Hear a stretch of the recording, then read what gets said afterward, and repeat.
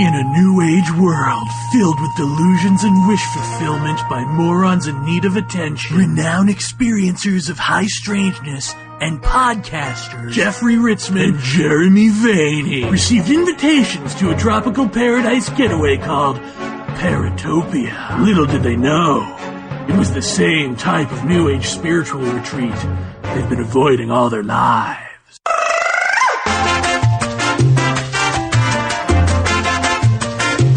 Don't be shy. The Sphinx is Anubis. Dogs are everyone's best friend. Come on, you can shake it. Yeah.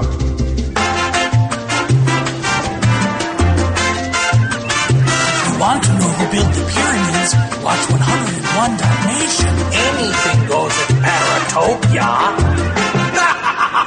And welcome.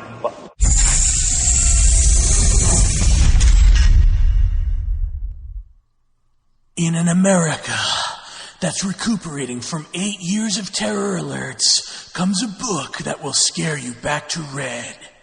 Critical Mass. If you liked Whitley Strieber's Alien books, you'll love his terror book. What? Jeff, you can't interrupt me. I'm in the middle of doing a spot for Strieber. That's not even a complimentary spot. What the hell are you doing? What do you mean? It's irony. People, it's a joke. Everybody likes smarmy, ironic jokes. Really? Hold on. Let me turn off this annoying echo. How about, Critical Mass. Rhymes with ass.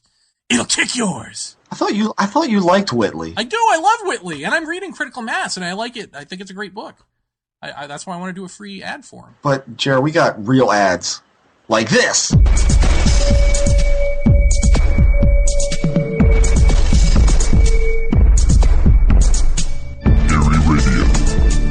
For esoteric research and investigation into the enigmatic. Eerie Radio is a weekly podcast that features interviews with the world's leading paranormal researchers. Download episodes of Eerie Radio from your favorite podcatcher or directly from the show website at www.eerieradio.com. Eerie Radio. Listen, learn, laugh.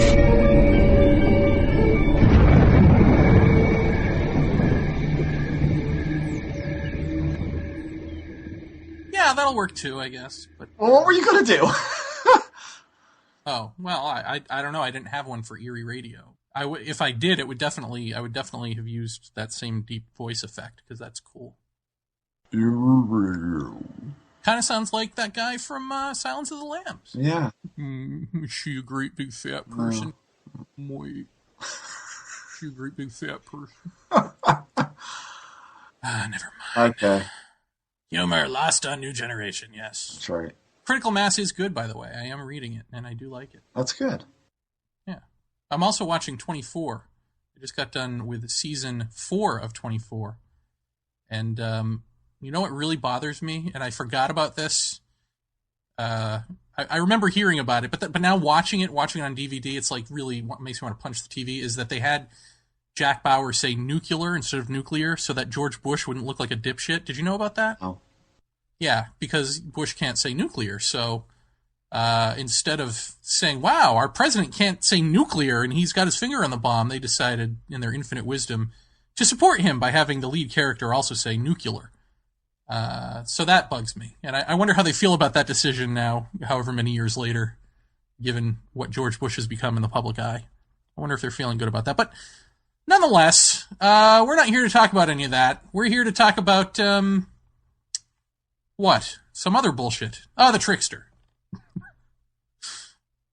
No? That's not going to help either. That's not promoting even this show or our guest, is it? Not really. God, I just can't. You know what, Jeff? I can't do this. It's not in me to do advertising, I guess. Maybe if you want to handle that. I mean, you got that Eerie Radio spot, so maybe you're better with that stuff than I am. So what do you want me to do? Well, I don't know. Maybe just give me the spots and I'll just run them instead of running my mouth as the spots. Yeah, that'd be good. All right.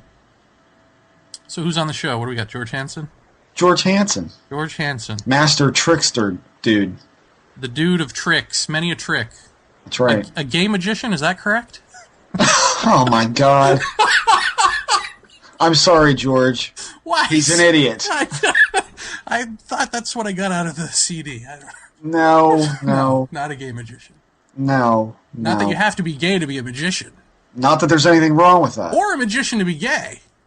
Not that there's anything wrong with that. No, there's nothing wrong with magicians or gay people. If I've learned anything from the Oscars, it's that there's nothing wrong with either magic, movie magic, or homosexual movies that are magical. Jesus Christ. Nothing? All right. Wonder how much of this will make it into the show. All right. Hi, George, are you there? Yeah, that's right, I did that. Nothing? That did nothing for either of you. Fantastic.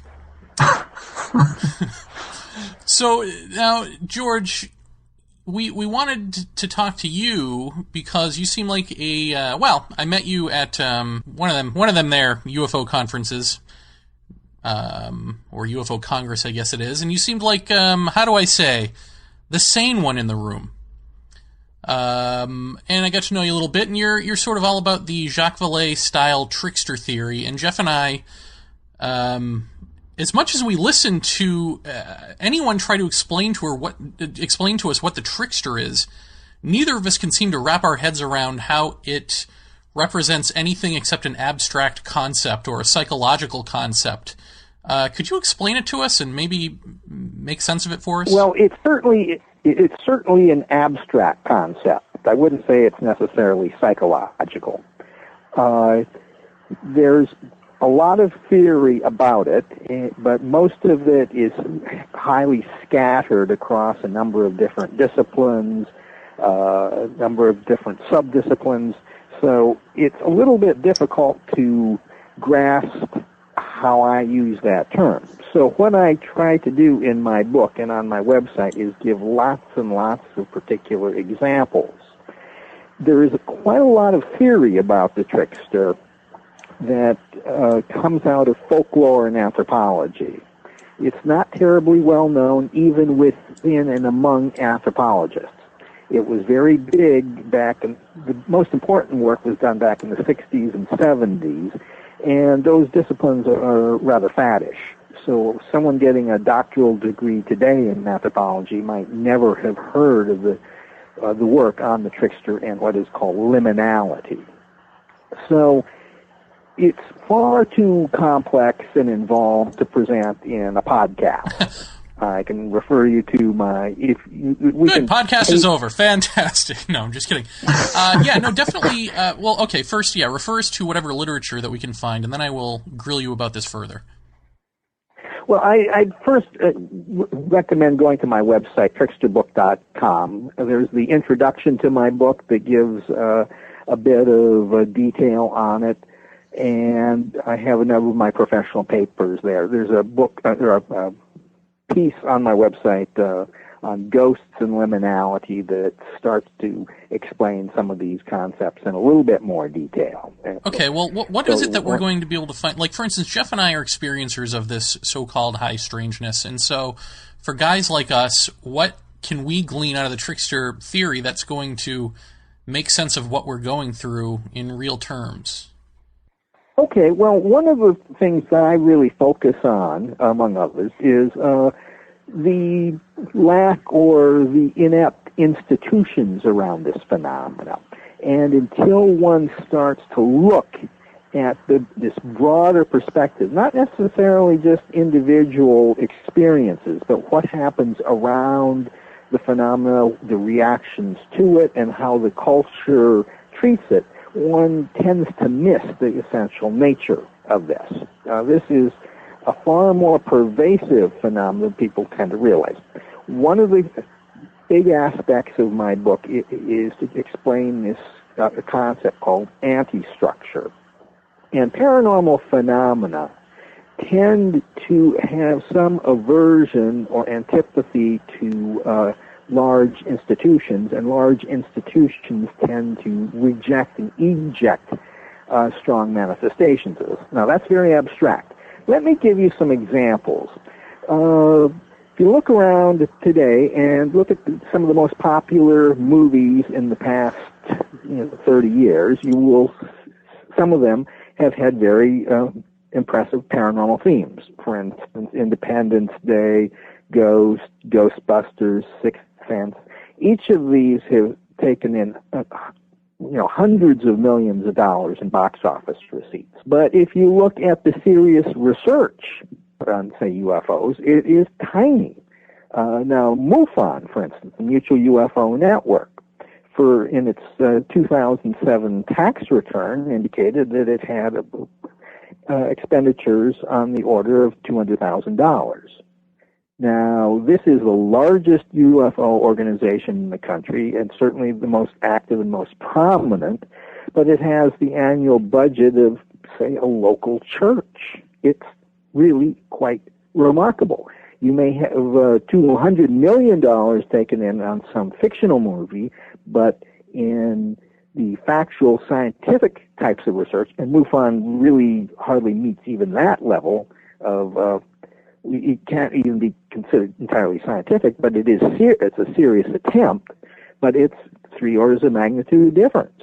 It's tiny in comparison. You don't find that in other fields.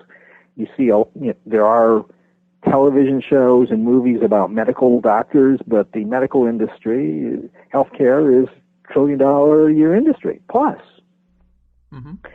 There are plenty of movies and TV shows on police, detectives, and cops, etc. Those are actual disciplines, whereas ufology is a hodgepodge of people with interests who may or may not even belong to the word investigator. Okay, that's right. But why is that? Why do we not find ufology in universities? There is a massive amount of interest in it, or there's a huge popular support for investigation, at least on the surface, but you don't find that.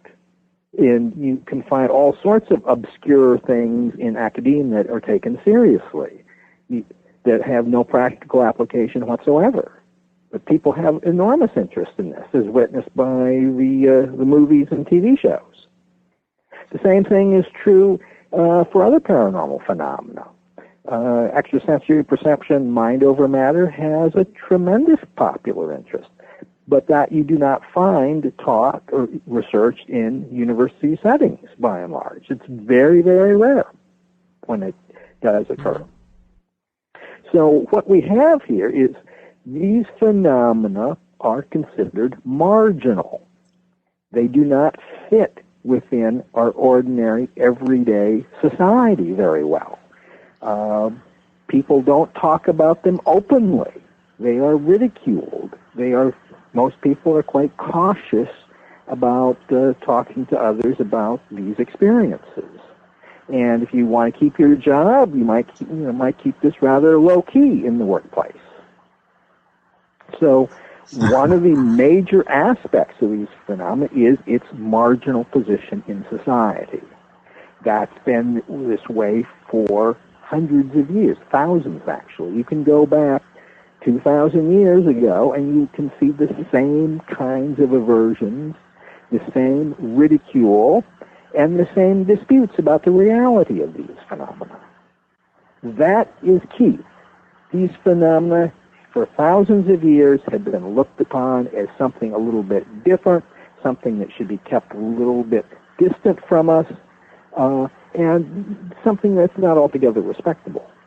If people don't realize that, researchers in this field don't realize that, they are really missing the big picture. So part of what's missing for me from the big picture is, what is it that you think is the cause of that ridicule?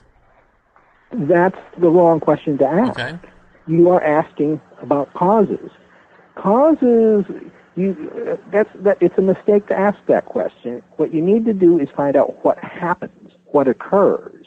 And until one comes to that and gets a broad picture of what all occurs around these phenomena and to the people who are actively involved with it, one won't be able to ask any meaningful questions. So asking the cause is at best premature and perhaps just outright wrong. This is the way the world is built. Okay, so what, get an interest in a topic like this, and then suddenly reality bends around you and you warp personally or become this other thing, or... Well, you certainly could warp personally. There's a very good book written in 1930 titled The Enchanted Boundary by Walter Franklin Prince, who was one of the most insightful psychical researchers of all time. And he pointed out that when people who have become quite established in other fields and made a good reputation and made substantial contributions, whether it's in academia or business or whatever, they come into the paranormal fields and they tend to lose critical judgment and the ability to function in these fields that if they had taken the same approach in other fields, they would have been laughed out of business or out of the academy. They just would not be taken seriously. People often lose the ability to critically evaluate the phenomena, especially if they are rather prominent in other fields. So yes, this does. Now, that doesn't happen to everyone, but it happens very, very frequently. So, again, it reinforces the marginality of these fields. They continue to be looked down upon.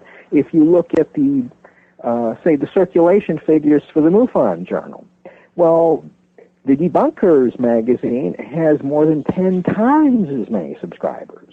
Mm-hmm.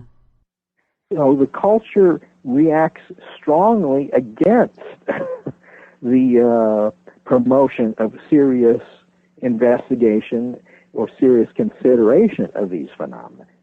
It's okay to have them sort of as entertainment on TV, but when attention becomes more seriously focused, people begin to get a lot more anxious and worried about them. But are we not allowed to ask why? Well, it's not. Well, you could ask why, but it's not a fruitful question to ask. Well, how about this? You said for thousands of years. So what phenomena are you lumping together? All of it? Well, if you the paranormal phenomena, if you look at the UFO phenomena, there are innumerable parallels to psychic phenomena, and there's a huge amount of overlap.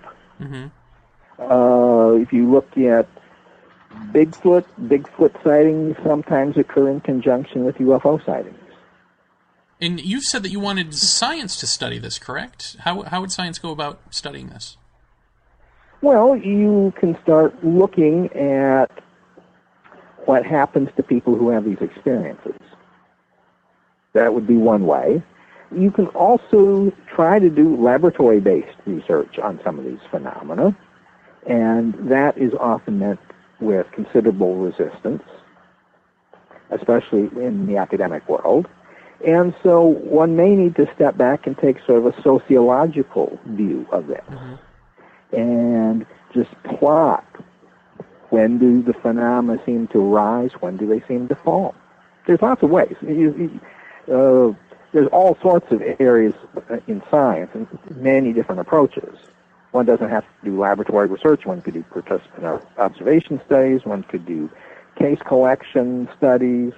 The fields of science and technology studies, for instance, has some useful approaches. They've made some investigations in parapsychology. Diana Hoyt did her master's thesis in an STS program. She looked at the Condon Commission report. Mm-hmm. Condon report, rather. Well, now, you've been looking at this stuff since the 70s, correct? Yes. And you must have met a number of people. Have you ever met anyone that has gone off the deep end, so to speak, this way? And if so, have you talked to them about it? In terms of this trickster? Well, I've seen plenty of people who have lost critical judgment. Yeah, it's quite common. And do you wink and nudge at them and say, there's my trickster theory? Well, yeah, I often can spot them when they come into the field. It's not hard. No, yeah. They will be essentially, okay, this is a train wreck, it's going to happen. I can't tell if it's going to be 2 years or 3 or 4 years, but yeah, it's often quite obvious. Jeff? As far as science studying this and why they're not, I mean, going back, like you said, through history, this has always been ridiculed as a whole. The paranormal in general has been ridiculed as a whole, and therefore people don't want to talk about it or want to avoid it at all costs, especially in scientific circles. But let's say, for instance, 1602, someone goes to a scientist and says that they've seen a flying saucer, and this is what it looked like, and these people got out of it and interacted with me. Isn't it almost? Can't you almost make the leap to say that the scientist probably would have laughed at him, thinking that something like that is absolutely possible? Doesn't it become almost a scientific ego problem, where science, in years past, I'm not sure if it's still that way today, but in years past, they've kind of had the lofty opinion of we know everything, or we're a lot further along in the curve of understanding science than you are. And doesn't that then play into kind of like an ego thing where science is, of course, going to laugh at something like that because there's no, there's nothing but a story or or somebody's account of seeing this or that in their home, like a ghost or something like, of that ilk. And then as that transpires forward, at least in the couple decades I've been around this stuff, I can tell you that most UFO researchers that I've met who get a hold of a case that they think is good, or they think that there's something genuinely going on, they become almost territorial about it. And therefore, when science, if a scientist would ever come up and approach them about studying this, in a scientific method, I can almost guarantee they'd be refused that because, for Christ's sakes, most times they won't even let another UFO researcher in on their case to study it with them. So doesn't that all become ego-driven at that point? No, I don't buy the psychological explanation at all. I think that's simply wrong. To attribute it to ego and the territory, no, I don't believe that's what happens. There are a variety of reasons I reject that hypothesis. One is, and because it's much too simple. Let me give you some other examples. And this is, my approach is much more sociological and anthropological. What you are assuming that these individuals are operating in some sort of conscious manner about this, or operating reasonably, and there are psychological motivations that if you could probe, you could sort of fix. That just doesn't seem to be the case. So what happens in these, but what you're observing, I fully agree with you. What you will find in these groups, whether it be UFO investigators or ghost researchers or the like, you will find a lot of hostility and competition between researchers and groups that do not hang together for very long periods. This is another aspect of the term I called anti-structure. I've been an advisor to quite a number of ghost groups, and I get approached, and I often say, yes, of course, I'll be happy to serve as an advisor. And if the groups last more than 6 months to a year, I'm usually quite surprised. And I haven't been an advisor to a group that's lasted much longer than a couple years. Now, there are lots of groups out there, but if you get involved in them, you will see this fractionating, the internal hostilities, the schisms, and the like. It happens over and over and over again. You don't, and in the UFO field too, you do not see large groups doing effective investigations. Absolutely. You might have one or two people doing it by themselves, but once the groups become a little bit larger, they tend to fall apart rather rapidly.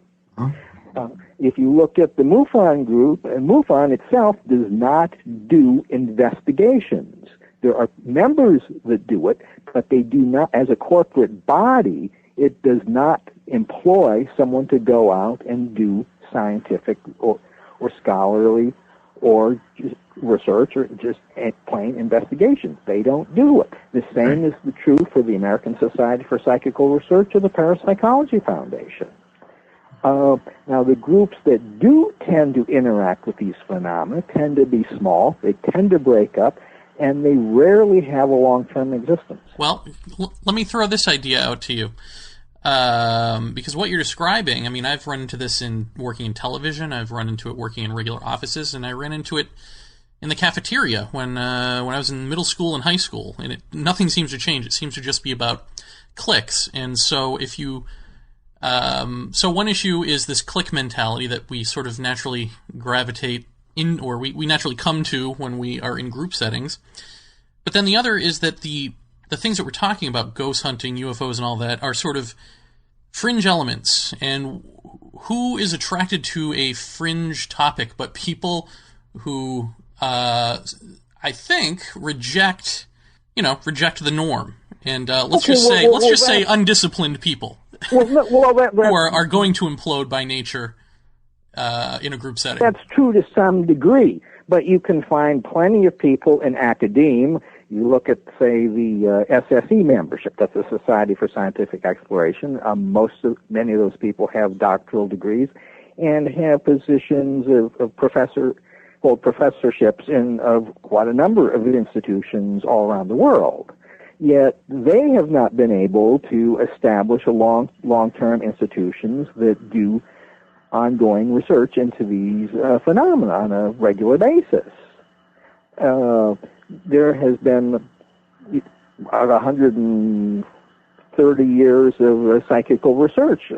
The Society for Psychical Research has carried out investigations, but still barely limps along. The American Society for Psychical Research is doing virtually nothing in the last 10 years. The membership and the leadership of these organizations has been composed of some very accomplished people in other fields, but they do not successfully institutionalize the research into these fields. So to attribute it to simply inept people and people who are, and certainly there are people who are attracted, who are anti-authoritarian and do not want to work well in groups. There are plenty others who are. Nevertheless, even those groups do not survive. And when you speak to colleagues or researchers about this, what do they say? Well, some of them are in full agreement with me. Most professional colleagues do not understand the approach I take. Most of them have sort of a Western American view of an individualistic psychological approach. Parapsychology, for instance, is heavily dominated by psychology, and I think that really is a very ineffectual field to deal with these phenomena. And they do not, many of them have doctoral degrees and are trained in particular styles of thinking and they often have grave difficulty understanding sociological ways of thought. It does take a while. It is somewhat antithetical to their training, and they just don't get it. But they don't have any way of thinking about the larger picture. They try to break it down with psychological explanations and try to understand what's going on, and it doesn't work. Would you say that whatever is going on, that it is an alien communication of some sort, however you define alien? In other words, let me flesh this out a little bit. Jeff and I got into sort of a little heated debate online with some people who were saying that this all boils down to everything from alien abductees to contactees to hoaxers to Martin Luther King to Gandhi to gray aliens. All of this is some sort of alien communication with us, that essentially the whole thing is controlled by some sort of trickster intelligence. For what purpose, I have no idea. But does that hold sway with you? I mean, what is the limit on how you're thinking about this?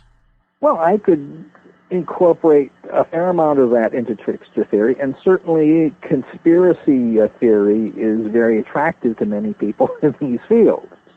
But where does that take us? I'd have to look at the theory and how it gets fleshed out. If you've got some particular hypotheses or predictions you can make, that's fine. And there are predictions I can make with trickster theory. For instance, with an economic downturn, I predict an upsurge in interest in UFOs, and we are seeing that. I've been making this prediction publicly at our local UFO meetings for about a year now, and we certainly are seeing an upsurge of attendance at our meetings. Mm-hmm. And about a month ago, there was a conference over in Bucks County, Pennsylvania, that over 400 people showed up. Hmm. So I'm expecting a continuing rise of interest in the UFO phenomena this year, and I expect an increased attendance, at least at local groups. So, okay, so then hoaxers, if someone is to hoax something, are they hoaxing it because they are under this thing's control or influence? No. I don't posit any type of control as such. This is what happens when certain phenomena tend to occur. There are other things that are likely to occur around it. When psychic phenomena or UFO phenomena occur, one is likely to see a rise in hoaxing around it, especially as these phenomena get public prominence. Well, sure, but isn't that basic psychology, though? I mean, you're saying you're throwing out psychology, I predict that too. I don't think it's psychology. These are social phenomena. These are not individual phenomena. You may be using the word psychology in a very broad sense, but you also, what you see is when these psychic and paranormal and UFO phenomena tend to erupt during times of transition, social transformation, or social fraying of the fabric of society, when things get a little bit unstable and uncertain. One is likely to see an upsurge of interest and occurrence of these phenomena. Do you think that there is a reality to the phenomena themselves, or do you think it's all interrelated? Yeah. I mean, okay, let's say there are beings that are... I'm asking, are there beings in a ship doing beings in a ship things, and if so, why do they care whether we're poor? Okay, I do not believe that UFOs are nuts and bolts craft piloted by something like flesh and blood ET aliens. No, I don't think that's happening. I think it's very different. I think to understand these phenomena, one needs to study myth. And there are some very interesting theories about myth, and I'm not saying that these phenomena are fictional. They are real, but they do not follow the laws of what we consider to be the rational world. The irrational is still real. It operates in a very different way than what we consider formal logic, because logic automatically assumes certain boundaries and divisions and categories. These phenomena tend to disrupt those divisions, categories, and classification schemes that are inherently required for logic. Do you think that there is a division between them and us? That's a very good question. And there is a division, but it is blurry, and it shifts. The phenomena are very heavily influenced by our beliefs, our anxieties, our wishes, our fears. And so it is shaped by us. It also, in turn, shapes us. We see this in laboratory-based parapsychological research. People's expectations and beliefs shape the results of experiments. And we see this in just case studies and talking to people who've had these phenomena. As they become more fearful, the phenomena may increase and may become more negative. Yeah. Thank you very much for saying that. Thank you very much for saying that. So these phenomena, is there a division between us and them? Yes, to some degree, but it is not clear just how much. For instance, in some of the theories on table tilting and spirit phenomena, in seance phenomena, the expectations of the sitters tend to strongly influence the types of table movement that one gets. And as one becomes more skeptical, in groups I've been in, people try sometimes to be more skeptical, and the phenomenon tends to die down. Mm-hmm. Is there anything in I don't know, science, quantum mechanics that you could point us to that might make sense of this, or begin to make sense of that type of relationship with another type of being? Well, that's a little bit, I don't think quantum mechanics is going to give you too much on that. However, there is some interesting theory by a physicist, now deceased, but his name was Evan Harris Walker, and he published a series of papers back in the 70s and 80s on quantum mechanics and psychic phenomena. And I go into that to some degree in my book, but I'm not a physicist, and I can't speak to that really effectively. Okay. But there have been a few other people since then. Dick Bierman, who's a physicist over in the Netherlands, has written a bit on observational theories, but it's not a very large part of parapsychology these days. But if you want the interesting theoretical work on that, go back to the 1970s and 1980s. Jeff, did you have something to add? Well, I can say this, George. What I heard was a description by you that I got from Jeremy about the transitional aspect of this whole undercurrent going on, and I was telling Jeremy earlier today that going back over my own history with this UFO thing, I did remember at least two things in two major instances. One was a sighting and encounter with a disc in a very rural area with my wife, who was a witness to just about the entire encounter. And that was almost directly after our first son was born, and our only son, by the way.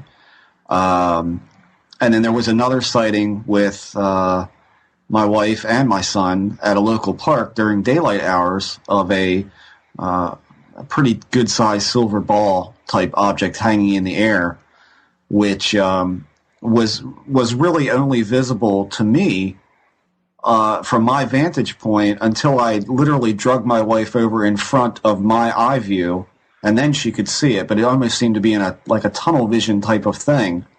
That was directly after her mother passed away. Is that the kind of between life experiences that you're talking about that kind of make this ebb and flow into an experience like that? Yes, those would be a couple really good examples. There are many, many others, of course, but that is the kind of thing I would expect. I would expect to see an elevated rate of paranormal phenomena during or near times of transition. And certainly in psychic research, they've found that around times of death, apparitional sightings tend to rise.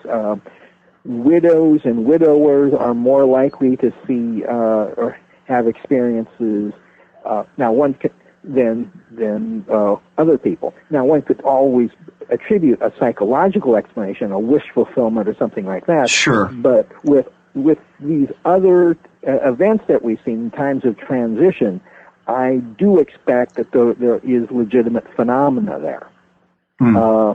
Also, the teenage years, puberty, is a time when poltergeist phenomena are more likely to erupt. Okay. And in earlier cultures, there were rituals to move a person from the childhood state to the adult state. That it was recognized as a dangerous time, and that the people undergoing this transition from child to adult were novices in this initiatory process.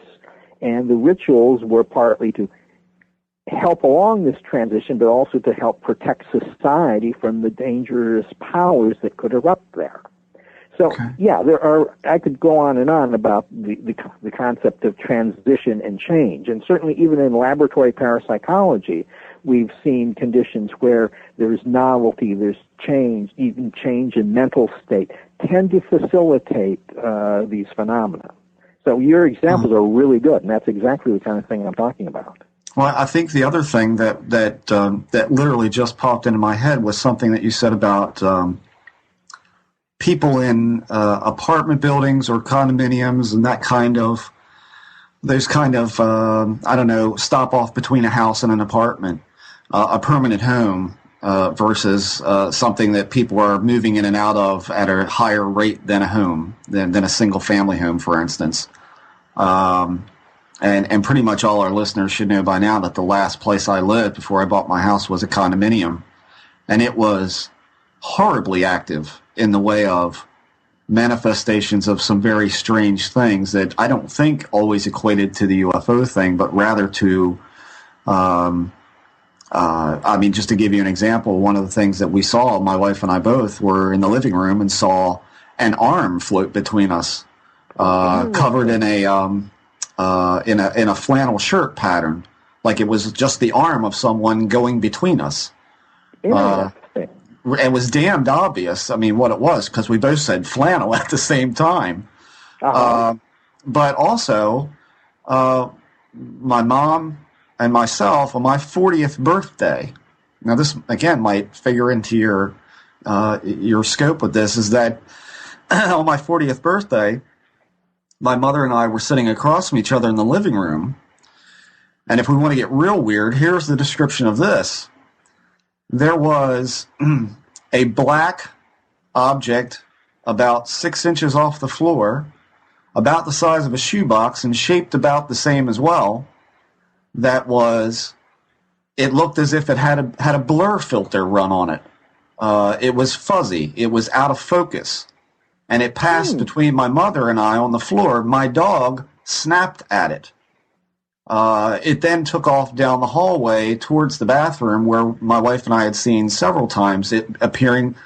It appeared often during the day, just making dinner or leaving the house, that you would see someone walking into the bathroom. But this was a small box that just moved, it glided right above the floor. And that was my 40th birthday. That actually happened. So again, I guess that kind of figures into the transitional, a birthday, or semi-temporary residence, I guess you could say. But with all of these things, we're not, and you're not really saying that you know the reasons why these things seem to happen, or are you? No, why is not a question I answer, or even okay. It's just that they do happen around those kinds of things. That's the undercurrent that seems to raise its head. Okay. Also, when these phenomena happen, they can provoke transition or instability. So they happen together. So transition, change, instability, flux, all tend to be compatible with these phenomena, and these phenomena are compatible with it. When things become more structured, they tend to diminish. For instance, I do, in years past, and still do a little bit of counseling for people who've had these experiences. And it's fairly frequent that I ask, well, what's your job situation, or how do you live, what do you do on a daily basis? And often I try to recommend, get a more regular job, set up your schedule so it is more regular and scheduled, rather than, because I counsel a number of people who have lost their job or tend not to like to keep a schedule, and that generally does help diminish the phenomena if it's annoying to them, is to just be more structured in their everyday life. When they're out traveling around, loafing or whatever, and I've had plenty of friends who sort of lived on the edge, they tend to have more phenomena occur than friends of mine who work 8 to 5. How about people? And I've kind of said this about my own experiences, and I've taken heat for this before. Although I think people are maybe starting to come around a little bit better to understanding what I mean by saying this. I've noticed in my little corner of paranormal world here that it seems almost that the more time or the more devotion or the more effort that I put into studying the UFO thing or the alien thing, studying a case, talking about the much deeper, much more personal aspects of it, that seems to be when the phenomena seems to take a notice and then somehow manifests something occurring. So in other words, like, so. The more you give, the more you get is what I call it. But do you find that to be consistent? Yeah. As you get more enmeshed in the phenomena and in an investigation, it tends to start feeding it, and it starts to occur. Now, there's at some point where I think if it gets routine and you did it more perfunctory and were not so involved, it would probably shut down. But it sounds like you get very much more engaged and consciously focused on it and involved with it. Yes, that's certainly been my experience too. And I mean, and it's not always that. And of course, the first words out of people's mouths when you say that, well, of course you're looking for it. So you're like the kid in bed at night with the bump in the night, and you're listening for it. So your ears are perked. Well, there's some part of that. That's absolutely true. But most of what that I've seen come out of that kind of scenario has been very in-your-face things that wouldn't be easily mistakable. So right. No, I fully agree with you.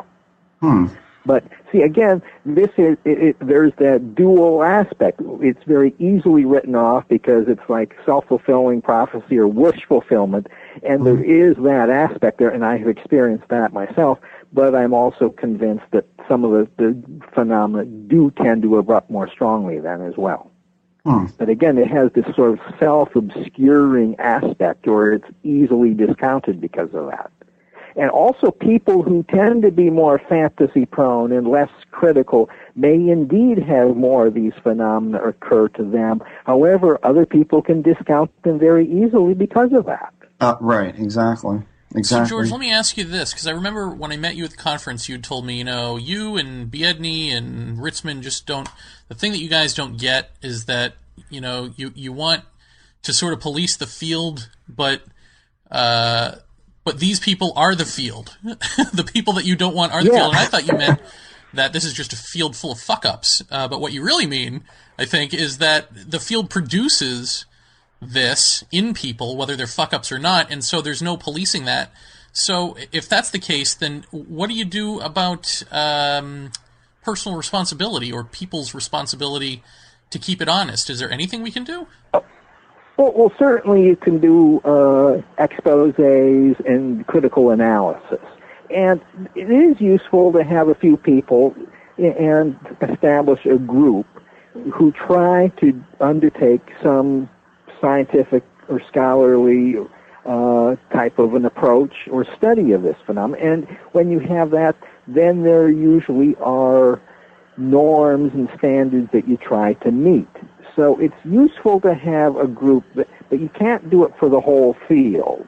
But if there's something like the Center for UFO Studies at one time tried to do that, it certainly failed miserably. The Society for Scientific Exploration tries to do that among academics. It isn't terribly successful, but it's a bit more successful than some. And they do put out a referee journal, which is useful. Again, it's not very high quality compared to some of the things that have been done in the past. But yes, you do need to have some kind of network, something probably more than an invisible college, to doing that. One of the problems with modern-day UFO research is that there is pretty much a vacuum of leadership. So someone coming into the field, it has a very difficult time trying to figure out who are the more reliable researchers. And that takes a long time to figure out if you don't have an institution or a group that is recognized as an authority. And that's one of the problems in the paranormal fields. It's very difficult to establish who is really the authority or the expert. And it's become more so that way in the last 10 to 15 years, in my estimation. So you think it behooves us to stop trying to hold accountable certain people and just go on and do our own thing and be done with it? Well, I think it's useful to hold some of these people accountable. I have no objection to that, and I've certainly done more than my share of that. I've written some pretty stinging critiques in my career. So I do think that's useful. But but that's just part. But I think that's an important part. But there's more to do than just that. And absolutely. One has to balance. Well, what can I learn? What can we learn by doing these kinds of critiques? And sometimes I think you can learn a lot. Mm-hmm. So I certainly wouldn't discourage you. That's part of this whole field and the game that we're involved in. When you first started looking into this back in the 70s, did you have the same theory about it that you have now, or how did that evolve through time? No, I didn't have too much of a theory, but in the early 80s, William Broad, who was and still is, one of the best researchers in parapsychology, came out with a theory of lability and inertia. And he was talking more about physical systems and maybe psychological systems, things that are more in flux and change more readily tend to be more amenable to psychic influence. So I thought that formulation was very elegant. It was simple but addressed a lot of phenomena. So I always kept that in the back of my mind.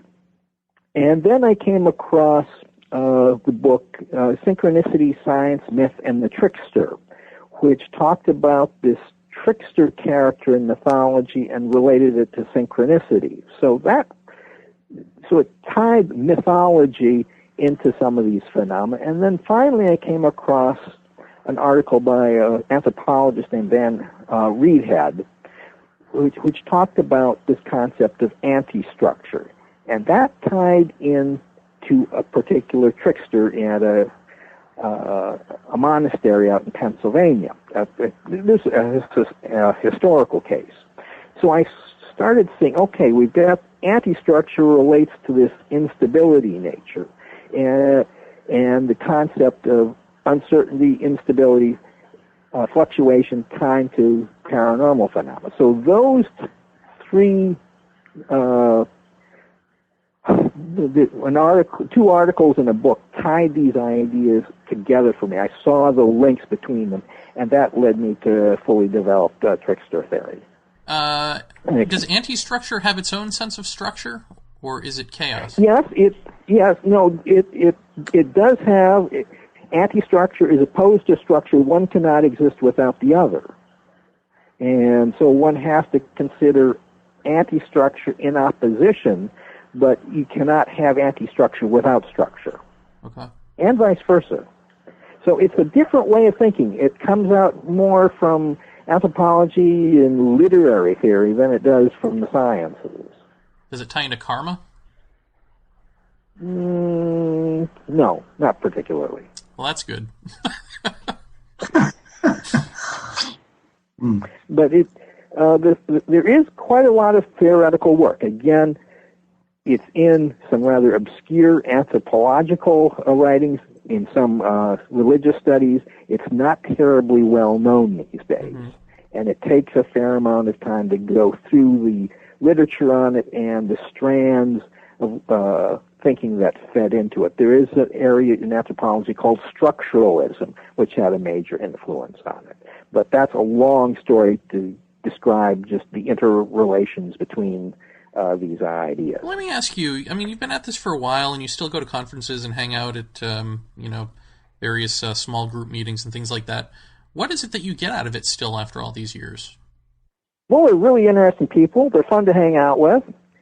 And if I'm going to theorize about this and make predictions, I need to have my fingers on the pulse. Mm-hmm. And the only way to do that is get out and mingle with these people, see what they're saying, see what they're writing, what are they like.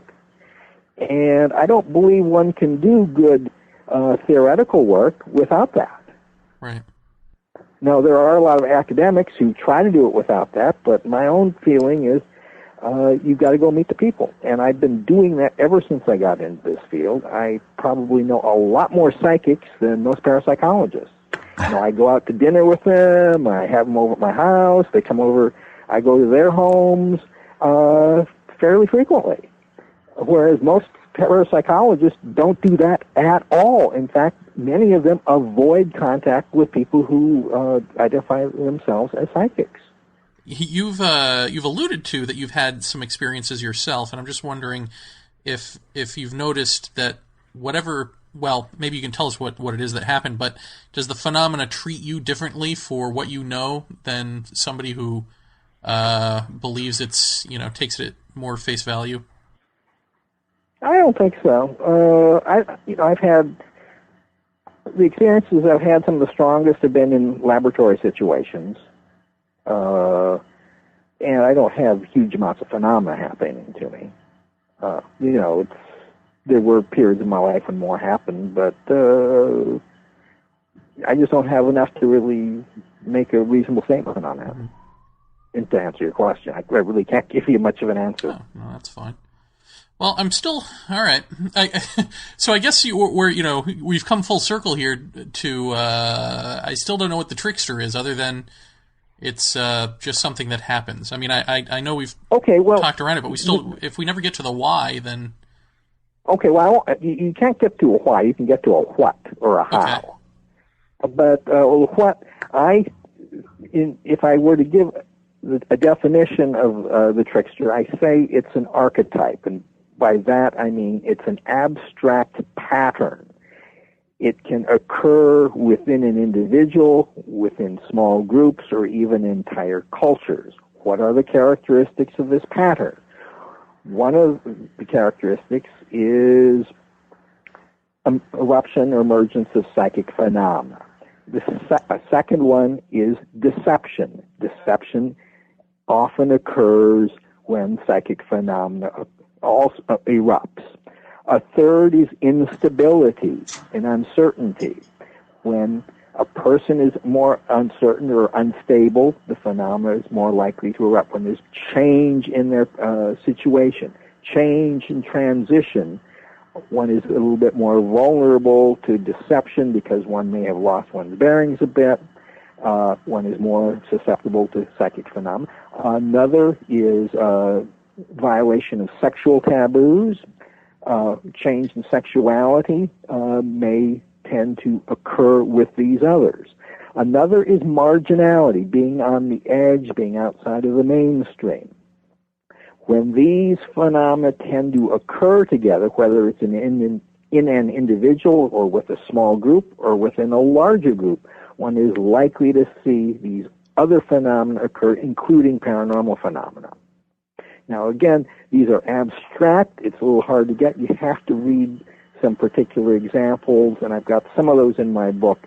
And as you live and interact with psychics, you will see these phenomena tend to occur more frequently among them. For instance, mediumship. There is a fair number of, especially in England, gay mediums. So there is a blurring of sexual categories there. And some of these people are very impressive. So, but again, being gay is a violation of a sexual taboo. Don't I know it? Oh, wait. Well, let me ask you, does your definition of trickster, would John Keel, would Jacques Vallée, would you all agree that is the definition of trickster? Are you all talking I don't know about the same if they thing? would, but my definition comes out of the anthropological literature. I've drawn some from Christine Downing, who's written on the trickster, who's a Jungian. I think people with a Jungian orientation would understand that. The people who read and follow the works of Carl Jung. So this is not something I invented on my own. No. I'm just wondering if there is a unified trickster theory, because it sounds completely different than what we were arguing about, and people were using that same word trickster. And well, certainly it's a little bit difficult to define, because the nature of trickster itself tends to defy category, blur boundaries, and cause disruption. So, yes, by its very nature, it's hard to classify, but that is its nature. Mm-hmm. And there's a lot of theoretical work on that. Again, I cannot present this in an hour's presentation, especially just orally. Sure. But what I am saying is drawn from very mainstream psychological literature, anthropological literature, folklore, mythology, and the like. Okay. The trickster often will personify, or in mythology it is personified, whether it's a person or like the raven, coyote, hare, Mercury of the Romans, Hermes of the Greeks, and there are innumerable others. Mm-hmm. It's personified, So but it that's also seems to, in most cases that I've read, seems to deal with spirituality. It seems to be about keeping things in question so that you can break through and have that whatever enlightenment experience. No doubt about and that. So do you think that is related to this? Yes. In fact, Hermes was the guide of souls, and some tricksters would go between this world and the underworld and guide souls to the heavens. Again, it's a very different way of thinking about these phenomena. That would be the why, wouldn't it? Pardon? Didn't we just come up with the why? Why is this happening? No. You get a what or how, but you don't get a why. All right, Jeff? I've been dying to ask this question, and a couple of episodes or so ago we had Dr. Dennis McKenna on, and I'm not sure if you're familiar with Terrence McKenna. That would be his brother. And I've all of a sudden kind of tripped onto a fascination with, no pun intended, people who have used psychedelic drugs such as ayahuasca or the psilocybin mushroom, and had pretty intense experiences that involved small beings, that involved a voice, basically a lot of people who've had that kind of breakthrough experience are relating this closely to the UFO abduction scenario.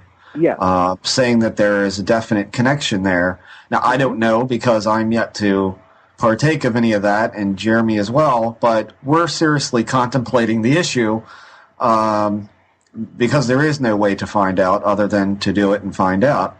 But that also, at least for Terrence McKenna, in one of his books, he talks about having a sighting of what he is positive was the Adamski disc, which he knew at the time was, as he called, malarkey. And he said it seemed to contradict itself. So how do you feel that the whole psychedelic experience relates to a non-psychedelic sighting with something that seems to be so completely self-contradictory? How does that kind of speak to you? Well, I think that's great, and it certainly suggests we are in the realm of myth here, and that mythology is a much better way to understand this than our rational categories, because these things are flowing together. You've got this deception from Adamski flowing into some kind of real experience, and the categories of real and imagination, fact and fiction are blurred. That is the essence of the trickster. Blurring these kinds of categories that are fundamental to rationality is what the trickster does.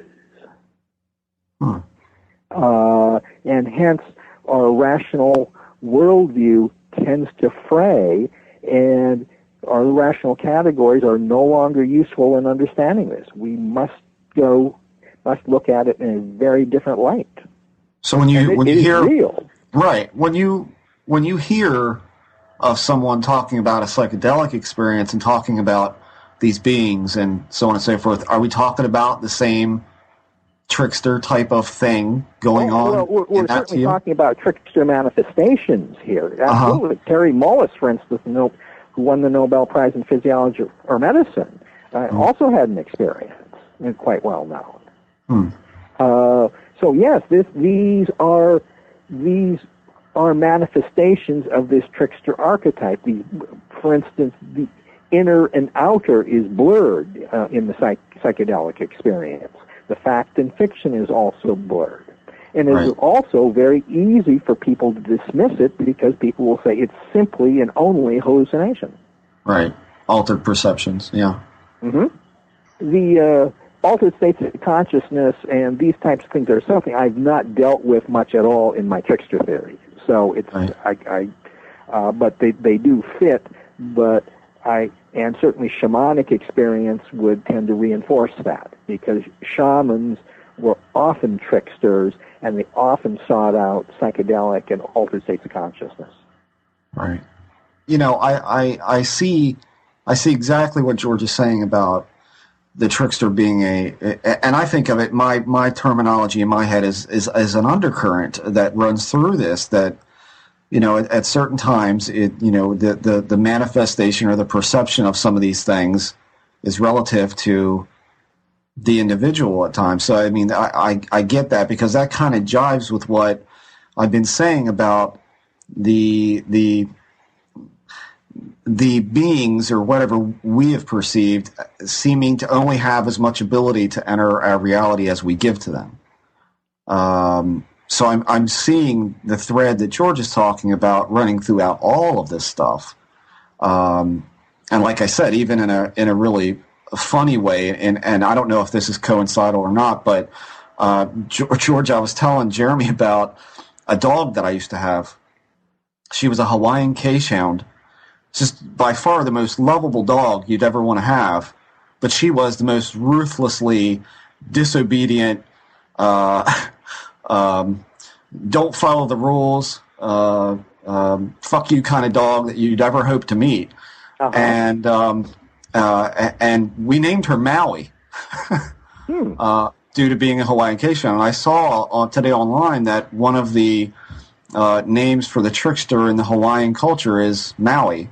So I see that kind of stuff, and it just kind of, makes me cock my head like a dog because I see this kind of, and that could be a completely different matter than this, but it's, I do find it fascinating what you're seeing as far as this concurrent thread running throughout all of these different experiences, and it almost seems to me like you're saying, in a way, that the trickster is the one holding the keys to the answer here. Well, I certainly think that the trickster will throw, and the whole notion will throw an enormous amount of light on what's happening here. Yes, I do agree with it. And just if you look in mythology, you look at American Indian lore, you will see, this innate connection with these phenomena and the trickster in myth. And it's all over the world. So it's just so frequent that yes, this is the way one has to think. Now, the problem is the Western world views myth as purely fiction, and that is where a serious mistake is made. It's a different way of thinking. It's almost antithetical, or it's very, very different, and for most people, it's almost incomprehensible. It takes a while to sit and think, ponder the experiences, and then it starts to make a little bit of sense. But it is really, the undercurrent here that keeps popping into my head is that this is almost a demonstrable way of seeing how one single strand of reality works. Yeah, I think so. Awesome. There you have it, folks. Yeah, that's awesome. Well, I don't think, it's very difficult to convey the ideas succinctly. That's why my book is so long. And I'm not sure I'm at all successful here. But even when I give my supposedly coherent lectures, friends tell me they need to listen to it at least 3 times before they start to get it.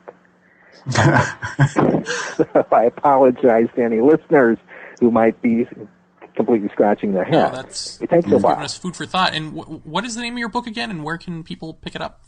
Okay, well, go to my website, tricksterbook.com. The title of the book is The Trickster and the Paranormal. There's plenty of little introductory snippets there, as well as the full introduction to the book and a number of my professional papers. so you'll get some idea of what it's about. I put quite a fair amount online. Great. Well, thank you very much for spending an hour with us. Is there anything that we haven't covered in our ineptitude that you wanted to say or address? Oh, yes. So, by the way, I saw your Amazon collection of books online, and you were very heavily promoting Bud Hopkins' book, Witness. Are you still thinking that is the book on abductions? You're talking about it at cultureofcontact.com? No, I think it was on Amazon.com. Yeah. I had a little store of things that I've read or whatever. Do I still think? Yeah. I mean, as far as I know, in terms of a case study, as far as I know, I know people who know her, Linda Cordell, and swear she's the real deal and all of that. Do you know differently? Well, then I recommend you go to my website and download my paper on that case. In a good way or a bad way?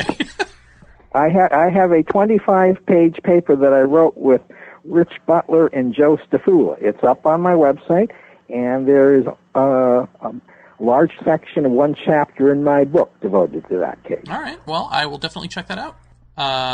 Anything else, Jeff? Anything else? Nope, that's it. All right. George, really appreciate you taking the time to talk with us tonight. Really do. I appreciate the chance. It's fantastic to think about.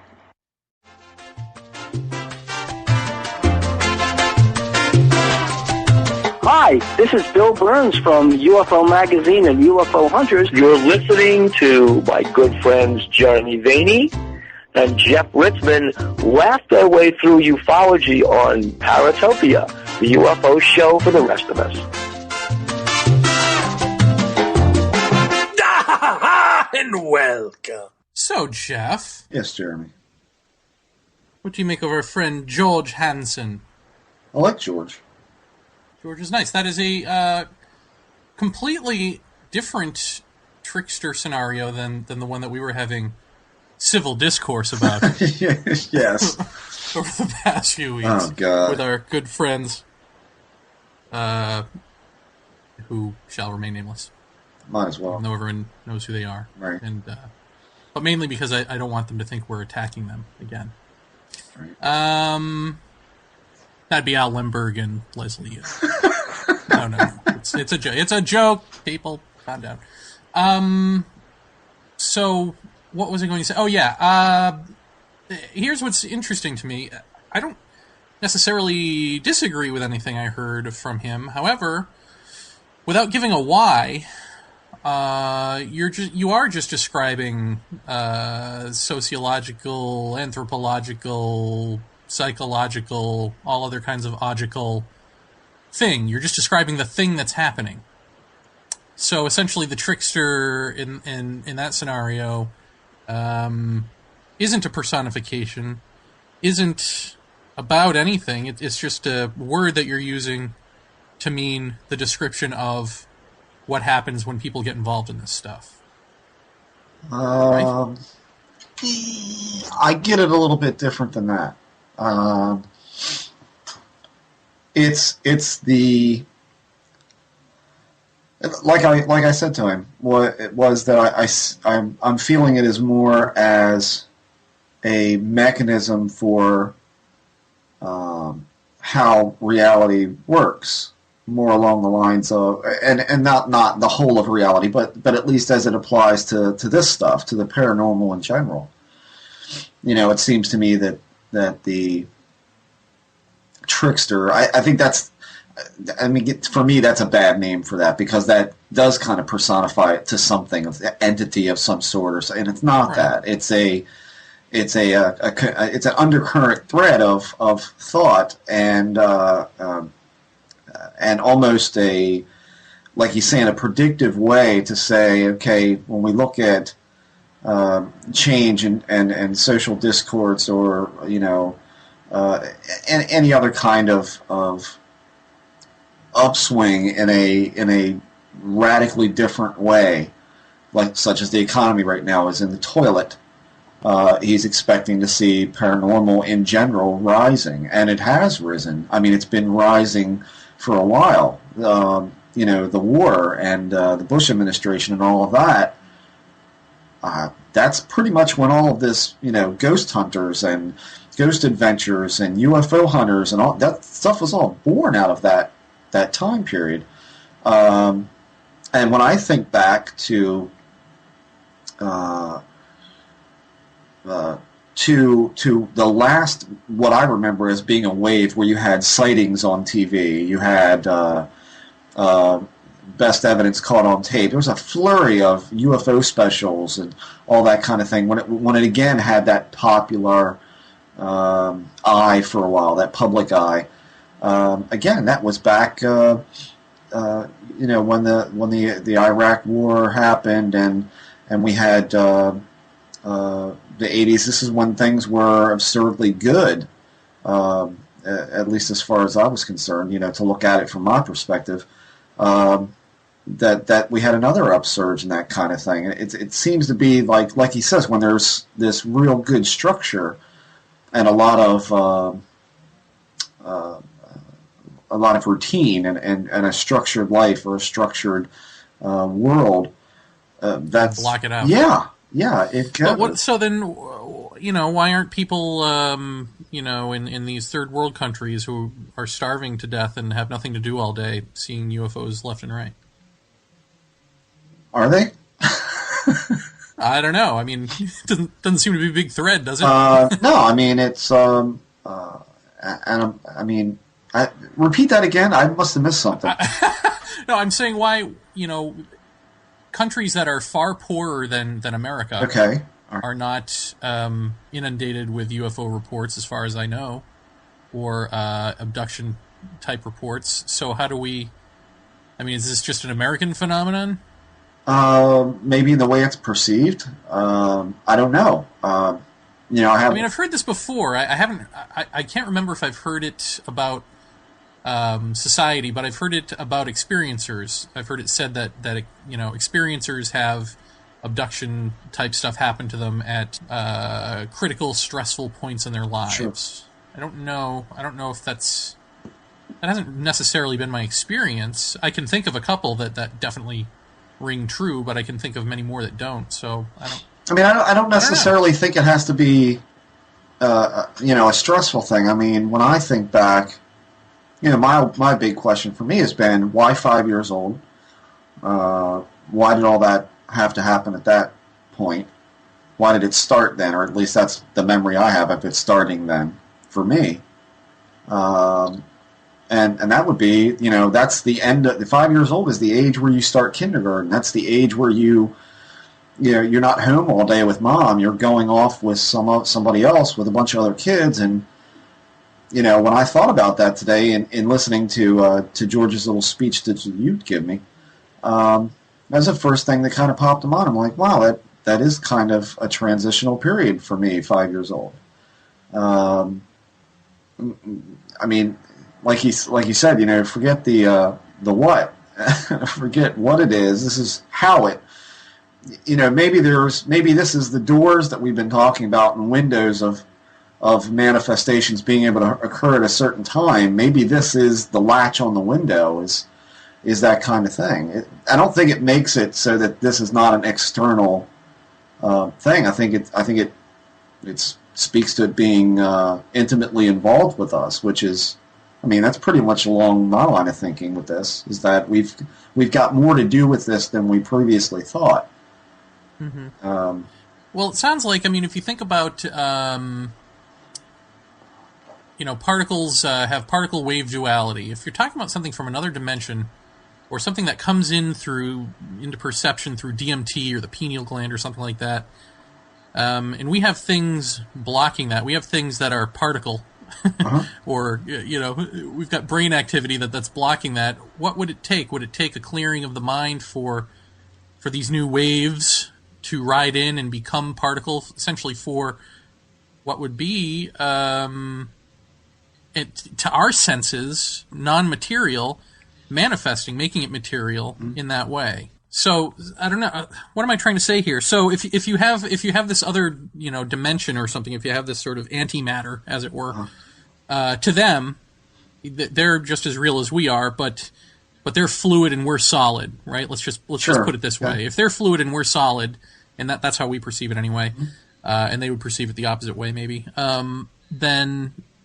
they would need us to unblock something, the dam in us. Open the door. For the fluid to come in and then become a solid in here, in this world space.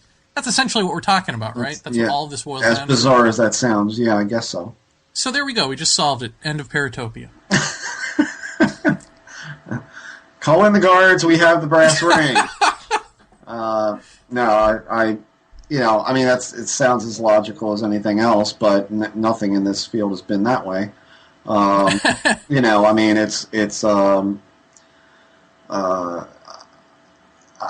I think that, I mean, I see it, again, there's this pervasive thread going through this stuff that I think as we're talking to these different people, I mean, George is clearly within the paranormal field, whereas Dr. McKenna was not so much in that field. But I think both of them have given us, decent threads to follow with this thing, and I think they both agree on. I think they do. Yeah.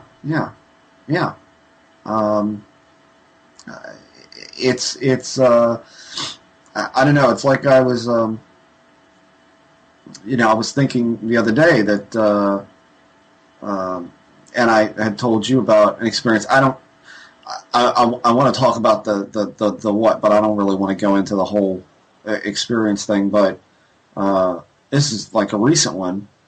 And it kind of makes me think, listening to George talk and again talking to Dr. McKenna about this kind of stuff, and I haven't even written him about this yet, so that's why I want to kind of wait. But I had the overwhelming impression in this experience, as weird as it sounds, that at least for me, and again, my opinion, my perception of all of this, is that that this whole thing may start in our mind, but it ends up on the floor, standing, or flying, if you want to think of it that way. That there is some kind of perceptual window that at least the experiences I've had are possibly coming through, but it may be starting in the mind and materializing on the floor, and totally separate from me. So yeah, that'll completely fuck up everything that we've been talking about. But I see and this is, I mean, goes back to how weird all this stuff is to begin with, but I keep thinking that the whole time we've been saying, this stuff's a lot weirder than we think. I think we're starting to get into just dipping our pinky toe into the pool of extraordinary weirdness. And I think George is definitely at least got himself up into his knees with just how bizarre this thing is. And it's not like it's not giving out constants. There are constants, as he pointed out. There's this undercurrent of the trickster, if that's, the terminology that they want to use. I don't, like I said, I think that's kind of a bad term for me. I don't, that really confused me. I mean, I asked you, what the hell is a trickster? What does that mean? But there's definitely something that is intricately connected to us that is a portion of how this stuff happens and how it gets here. Hello? Yes? I guess that's where I respond. If you can. I mean, it's just an incoherent thought. I agree. Well, I think it's hard to respond specifically unless you do tell people what your experience was. All right. Because I think it's so weird that it's hard to even picture as you describe it. Well, I think I got it better now, so All that right. maybe I can explain it better. First, before you do that, let me just say, let me ask you, the black box that floats down the hallway, Yeah. did you see that any other time or just that No, one? just that once. So on your 40th birthday, you saw a birthday gift. That was what I thought when you said it this time. Huh. But, oh, I get the trick now. It's a present. But go ahead. It was a box. I mean, you know, I didn't get to open it, though. You would have found Well, you inside. you can't know the what, right? I mean, what's in the box? I can't tell you that. It's the MacGuffin. Well, I think I mentioned on the prior show about the hum that I heard. So if you were listening to one of those, I don't know how many episodes ago it was, but You were telling McKenna about it, actually. was it okay? So it was a McKenna episode. I heard this undulating hum, and it got very loud, and it seemed to be right above the house, and seemed to start from far away from on the other side of the house, and it gradually got louder and louder to where I could feel the percussion of the undulate on my pillow next to my ear. But it wasn't deafeningly loud. It was just the bass was so thick. And then saw someone standing towards the foot of the bed. Lower half of my legs didn't seem to want to work. I was most definitely awake. And that person, whatever it was, said something to the effect of, and I hesitated even to say this because I feel like I wasn't, I mean, almost like I was forcibly put to sleep or something like that. And I remember that my last coherent input at that point was, where does it hurt, or hold still, or something to that effect. Anyway, that's all I remember of that.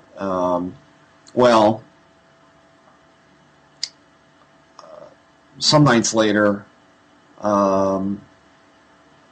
again, I'm a night owl, so I'm usually up until 2 or 3 in the morning. Jeremy will attest to that. And I went upstairs, got in bed, brushed my teeth the whole bit, got in bed, and as I'm laying there, I heard the hum, but it seemed very far away, and I was so freaking absolutely dead tired. I don't know how else to put it other than I really didn't give a shit, and I just shut my eyes and I must have went to sleep, and I started to dream at some point. What couldn't have been that long after I fell asleep, and I was dreaming. And the best way to describe this dream is that I was somewhere with my wife, and we were talking to someone in a very dark wooded type of cabin type thing, and it was in the woods, and there was a driveway that went out, and we were leaving. We shook hands with this guy, and we got out in the car, and we started to go down the driveway, and as you exited the woods, you came into like a residential neighborhood.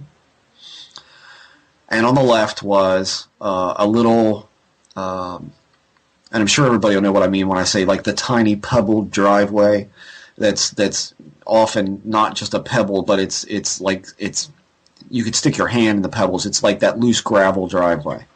Yeah. It went behind a house that was very like a double long rancher, and the back end of this place was filled with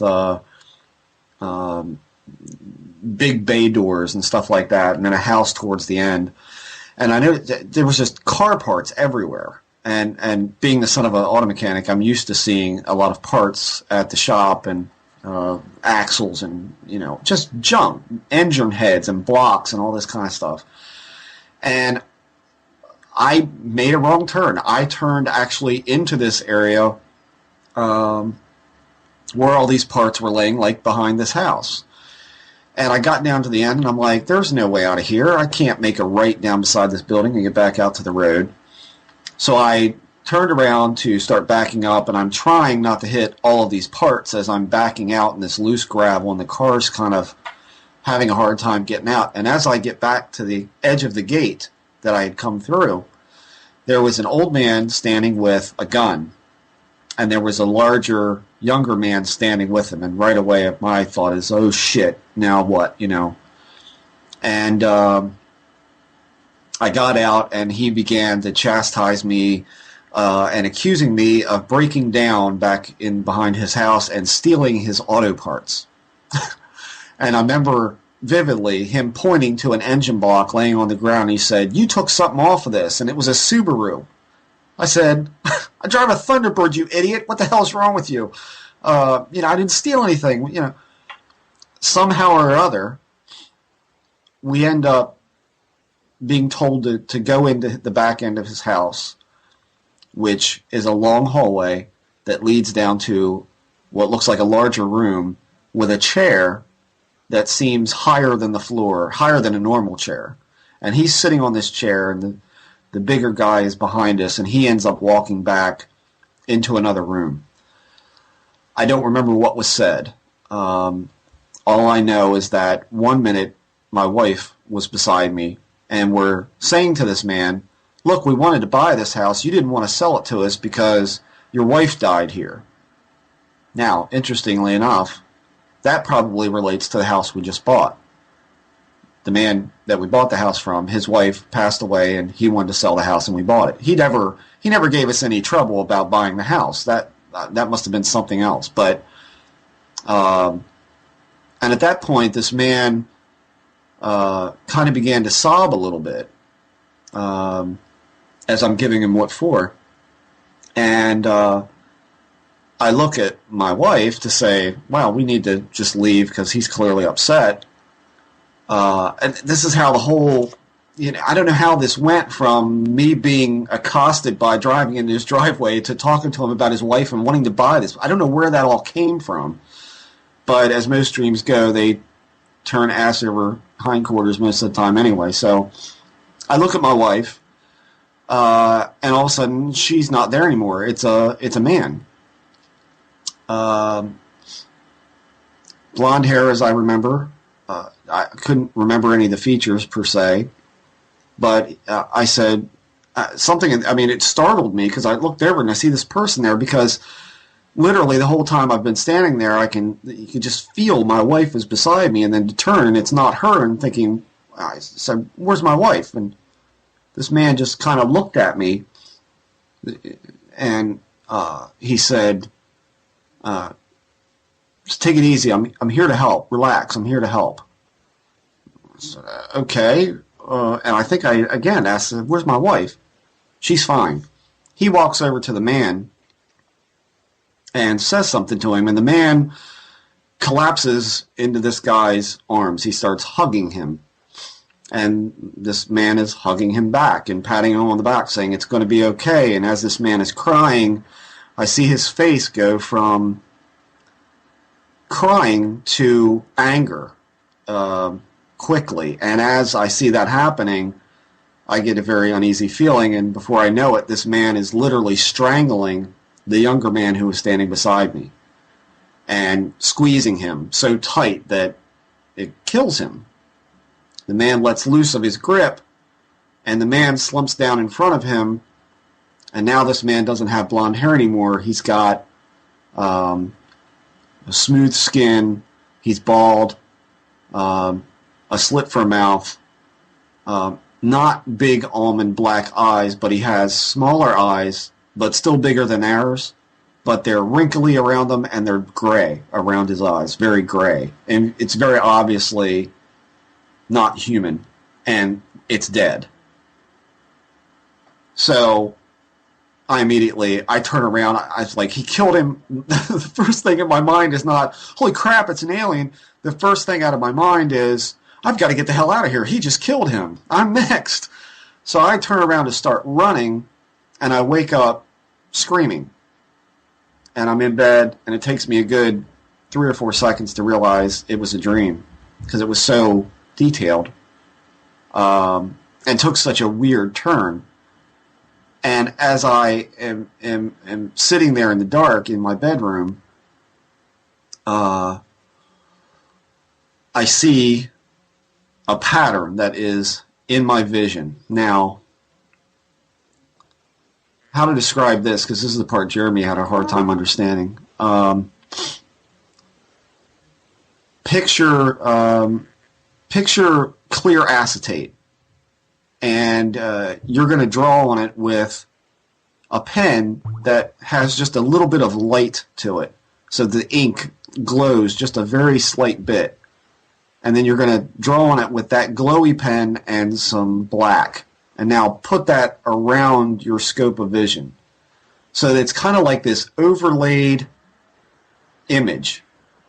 But this overlaid image is moving, and it is a fractal, spiral-looking fractal, and it's moving. It's moving in the direction that it's twisting, and every once in a while, I would get a flash coming towards me from this fractal point. The weird part about it is that if I shut my eyes, it got more intense. When I opened my eyes, it seemed to fade. Or not be as prevalent. If my eyes were shut in the blackness, of course, it's going to be more prevalent. But it's moving, and it's a central fractal, and then there are several little fractals all around it. Then they're moving and morphing and changing as this is all going on. This is in split seconds after I wake up. So I see this, and immediately I look over at my wife, and when I do, the fractal pattern doesn't follow me, as if it's not in my head, as if it's around me. But it's got to be in my head.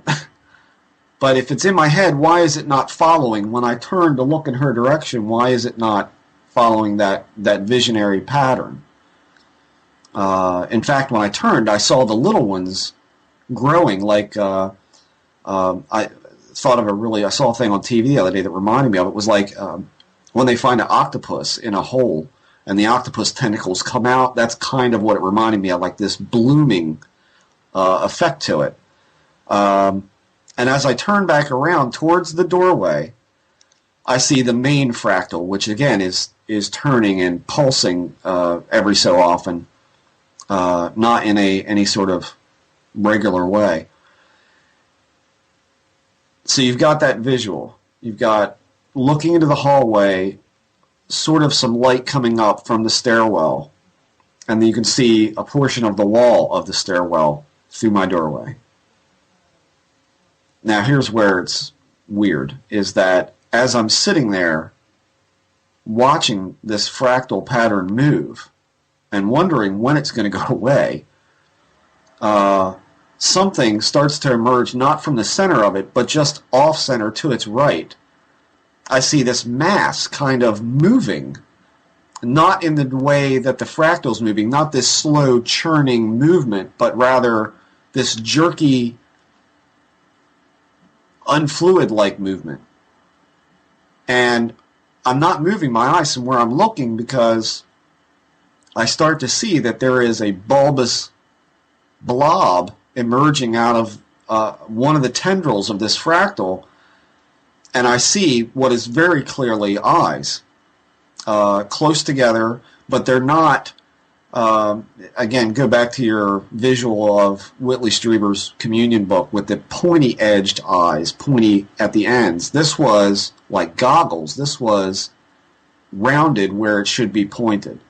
So more or less ovals, slanted ovals, but not quite even as slanted as it appears on that book. I could see this. It's in the fractal, and I'm like, well, immediately my head is going, just shut up and watch. And I watched, and as I watched, this thing got, I would say, as far out as a neck, a head, and maybe part of a shoulder, and then it would zip back into the fractal pattern, and then you would see it emerge again and zip back. So it was kind of like it was like replaying, like a stuck videotape. And the more times that it happened, the more solid it seemed to become. Until such a point that it began making a shadow on the wall. And then I realized that this thing, while it may be in my vision and in my brain that's making this pattern, there is something forming exactly under it on the wall across the room that is meshing perfectly with it. It's like an overlay that beyond it is a solid object that is following it to the letter. So I don't know how else to put it. I don't know how much clearer I can describe that other than an overlay in vision, like picture a cartoon in your vision. Now picture that cartoon, whatever wall you're looking at, now that cartoon is actually coming three-dimensionally out of the wall. I mean, that's the only way to accurately describe it. And at a certain point, a hand hit the wall. I heard it. I heard it hit the wall. And then it went back in again. I mean, keep in mind, I've got an overlay of this fractal pattern with this thing coming out of it, and it's actually coming up on the wall beyond it. And it's real. It's there. It's causing a freaking shadow on the wall. But it's not all there. I had thought, is this coming out of the wall?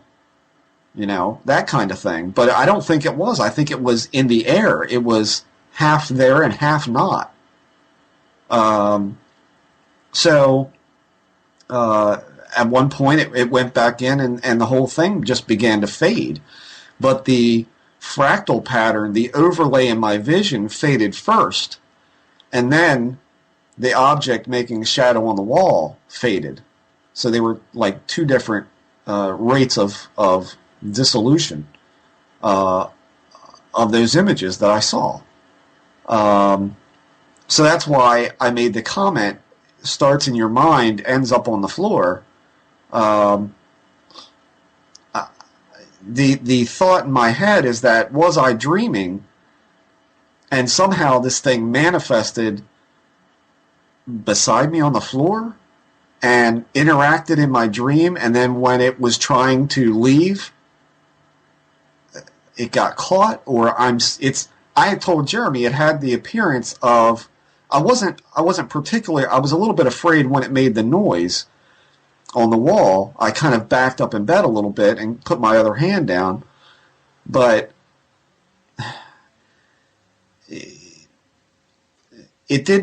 I didn't feel like there was anything in that form. Like that form was just like a shell that was left over.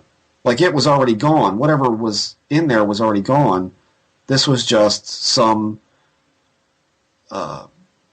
residue or piece of something that had been but now isn't anymore. I don't know how much sense that makes. But that's... Yeah, well, it makes sense. Wife, dog, son, nobody woke up when you screamed? No. Lisa didn't wake up until the whole thing had dissipated, and I was reaching down into my pants pocket, which were on the floor, to try and grab something to write on, because I said, if I don't write this down, there are going to be nuances I'm going to forget, and I didn't forget them because I wouldn't forget that.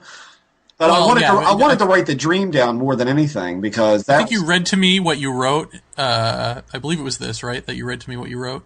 Yeah.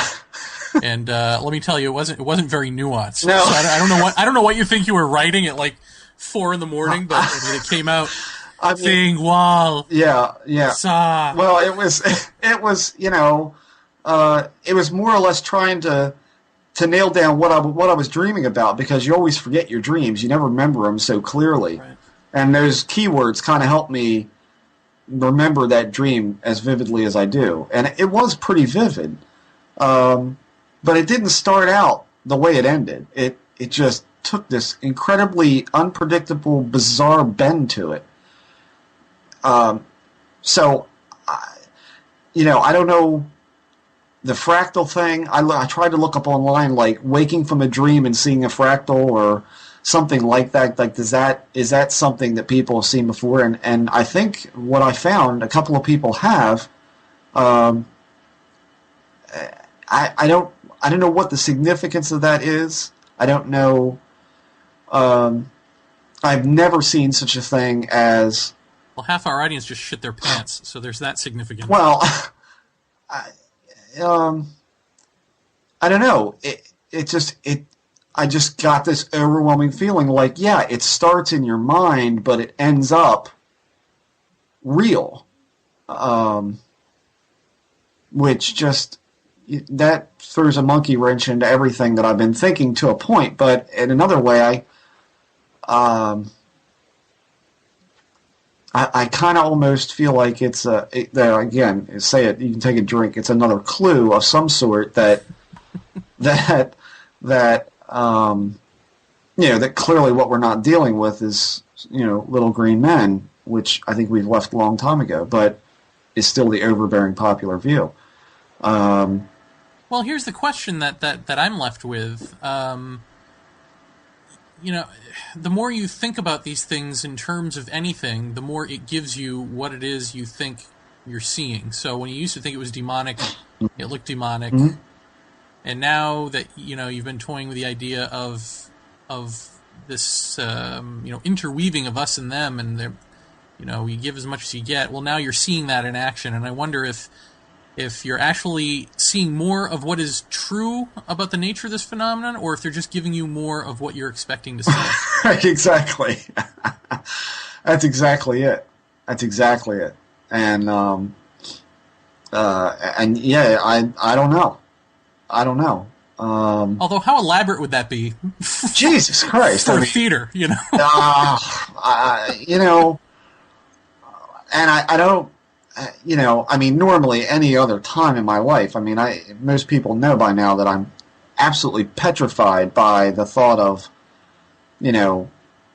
something that looks like that walking around in my house or, getting near me. And I was reasonably scared when I heard the noise because the shadow, okay, I see the shadow. Wait a minute, there's something behind. Well, what's making that shadow? And then, you hear that on the wall, and I'm like, there's something there, And that's when I started backing up in the bed a little bit. And I think I mentioned to you at the time, I thought about waking Lisa up, but I thought to myself, again, if she won't wake up, then I'm going to be even more scared if she won't wake up, because I haven't encountered that a couple of times, and that does make me freak even worse.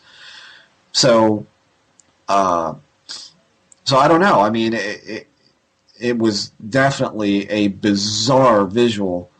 But the fractal thing, again, I can't. It's not going to be possible to really. I'm going to try to do something in Photoshop with it, like you suggested, because I think I could do that. I can't describe accurately how the overlay worked with what was actually there. Well, it's the word fractal that gets me. I can't picture what you mean by fractal. Just that the image was in fractions, that it was sectioned off somehow. Now, picture a spiral, like a black and white spiral. Right. Now, on the black, starting all the way down in the center, make a thing that looks like a tree, and then continue repeating that all the way up each side of that black section of the spiral. It looked like that. It looked like trees, like this. I've got somewhere around here. I used to have a program that made fractals that you could explore a fractal with. So it was like in shards, kind of thing. More like.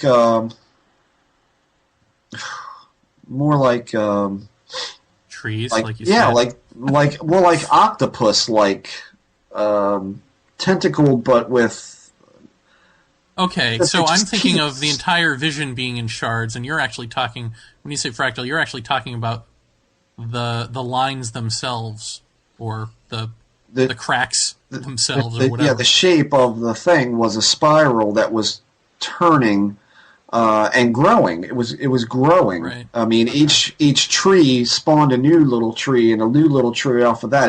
It was so freaking complex that to try to do it in Photoshop would be the computer would explode. The level of complexity of this site was ridiculous, but it was all, there was no color. It was all lighter patches and dark lines, darker than the dark in the room, if that makes any friggin' sense at all. But what do you attribute your feelings about the being? You said the being, it looked like it was in fast forward and reverse, and that it wasn't really there. It was the remnants of something that maybe had been there. When you think about stuff like that, where do your feelings about it come from? Do you know? No, I just... It's just like an association that you make on the fly? Or do you think that you are informed in some way of what you're seeing? I don't know. I mean, that was almost one of the first things that came to mind when I saw how it was moving, is like, it's not really there. There's something there. There's something there that's material. Is that someone there? But is that someone there? You know, I don't think I like this. Are we the only ones who get those jokes? Those references? Send your emails to paratopiapodcast@gmail.com.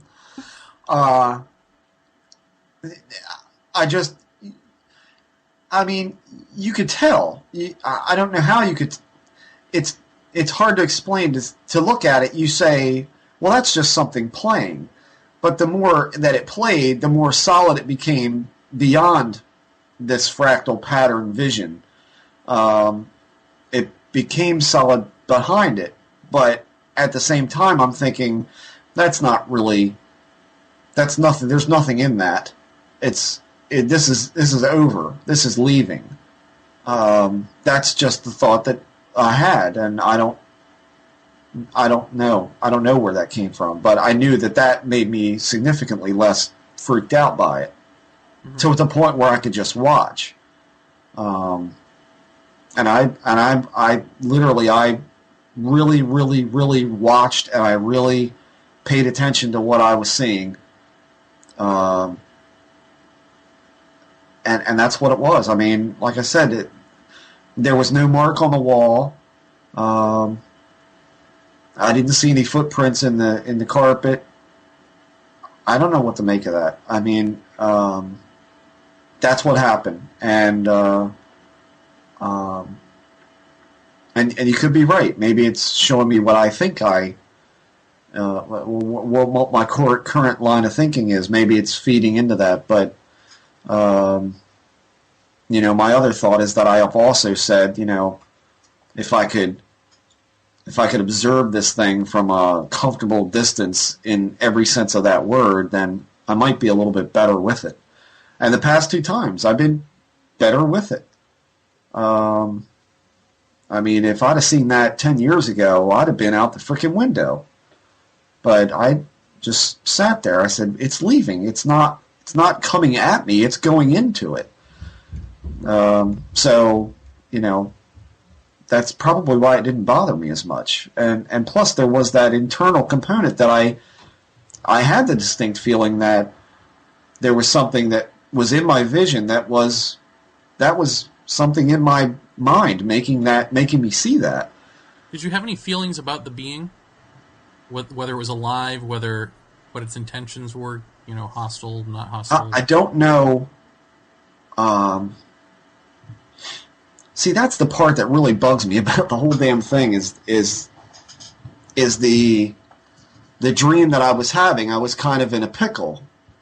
And if that being was interjecting its thoughts into my dream, and that was really happening, then when he said, relax, I'm here to help, he was trying to get me out of the dream, get me out of that situation and all that. But why? What? It's just a freaking dream. Well, why? I mean, what was the point of the interjection in that? Unless you talk about, again, what comes up in Strassman's book, where he talks about that these entities people see in a psychedelic experience feed on, or seem to feed on, emotion and feed on fear. And so was it trying desperately in my dream to make the situation worse, to scare me to such a point that I would wake up?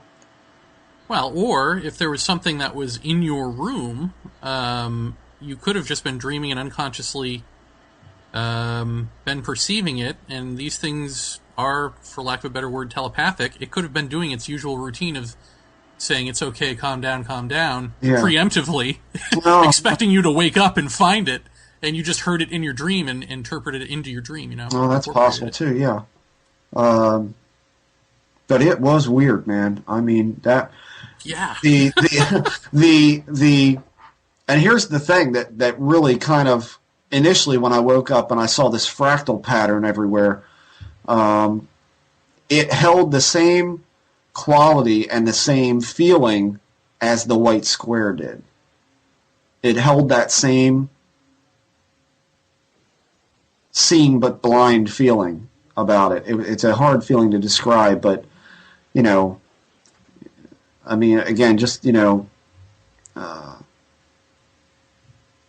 picture any picture you want being right in the middle of your vision, but it's so crystal clear and it's getting in the way.